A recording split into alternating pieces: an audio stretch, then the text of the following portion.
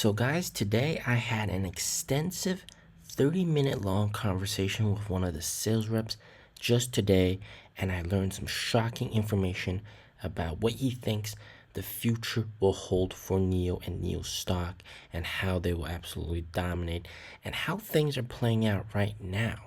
So, this is very, very, very interesting. So, straight off the bat, when we think of NEO, we think of Tesla killer or Tesla competitor. However, according to the sales reps, the most amount of customers that come into the store and actually pull the trigger and buy the car, they are actually not exactly Tesla customers. Their budget is one tier above that of a Tesla Model Y or Model 3, so to speak. So in that essence, the Model Y and the Model 3 does not satisfy their needs, whether it comes to interior luxuriousness or the features or the service or the build quality. Most of the customers, all right, that are comparing NEO actually do not compare it to the Tesla or Model Y or Model 3. Of course, they use it as a reference, like everything that the Tesla has, you have to have as well. But they're not actually considering buying a Tesla Model Y, which is very strange. What most customers are actually comparing to, according to the sales reps, are EREVs such as Li Auto and Ito. Yeah, the most majority of customers are comparing NEO against those two cars. And what's very interesting is that the sales rep says that most of their job relies upon explaining battery swap well, because a lot of misguided consumers that are absolutely naive tend to believe that EREVs have we have both gas and electric. We got the best of both worlds, and this is of course what those companies try to sell to the consumers. And naive customers will actually tend to believe that. Now, they don't understand things such as there's actually higher energy consumption, gas consumption. You have to charge more often. The charging speed is slower, and at the end of the day, you're spending more time at the charger, right?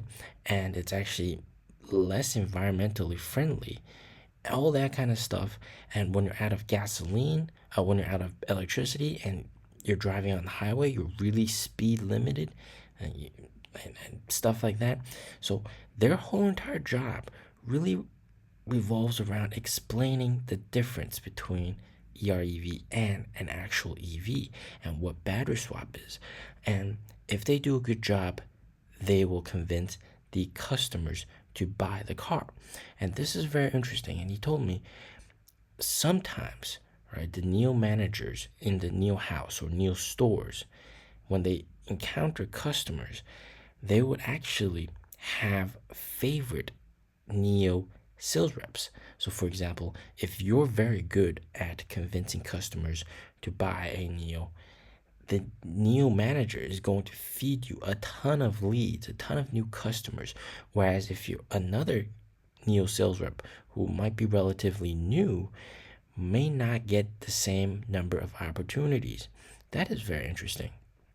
But going back to the future of NEO, he believes that going forward, as governments all realize that EREVs are actually bad for the environment. They're a new energy vehicle, but they're bad for the environment. They pollute more. They have higher energy consumption. And it just really doesn't make sense. It's just a gasoline car disguised as an electric vehicle. So you're seeing a lot of governments realize this and start to not give them the same amount of benefits that a pure electric vehicle has.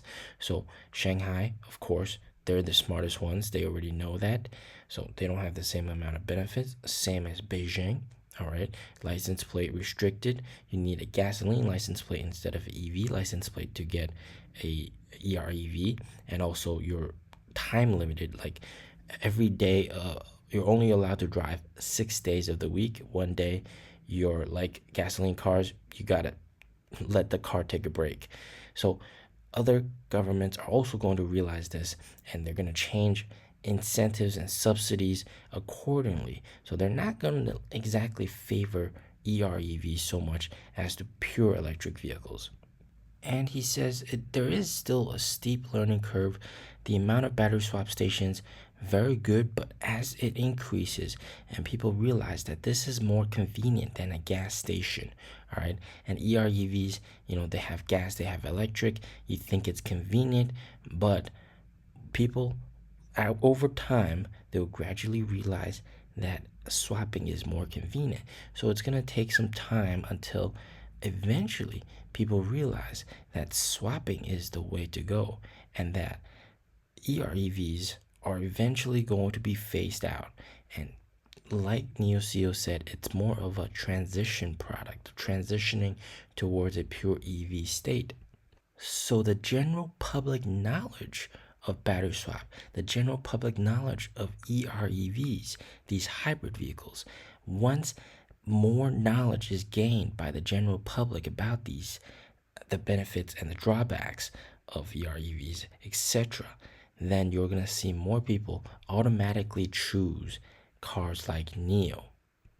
In that aspect, Neo's biggest competitor is actually EREV companies like Li Auto, like Ito, because that's what the customers are considering to buy with their money. All right. And Tesla is more or less Envo's competitor. All right. So this is very, very interesting. And Neo will be a huge beneficiary of the passage of time. As time progresses, more people know about battery swap. There will be more sales for Neo. More people realize the drawbacks of EREVs. More people will be convinced to buy a Neo. More governments will be forced to change the policies to benefit pure electric vehicles and start to, so to say, push out EREVs. And he referenced a famous statement from Neo's CEO. Neo's CEO once said, the BMW BBA owners' next car might not be a Neo. Most of them will be a Neo. Some of them might choose an EREV car, but an EREV owner's next vehicle is definitely a Neo. That is absolutely correct. In a few years' time, you're going to see that most of the EVs on the road are going to be battery swappable cars. Those that can do battery swap. True ultimate convenience without huge amounts of stress on the grid network, like what a super fast charger would do. Some super fast chargers have closed down because it just is too much strain on the electric grid, and they're forced to not operate because the grid can't sustain that much electricity.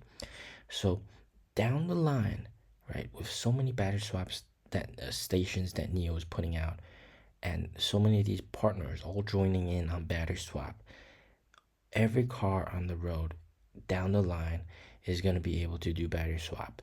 That is the future. And Neo is, of course, the one with all the patents. So Neo is definitely going to be a huge beneficiary over time. There's going to be very, very beautiful growth prospect for Neo.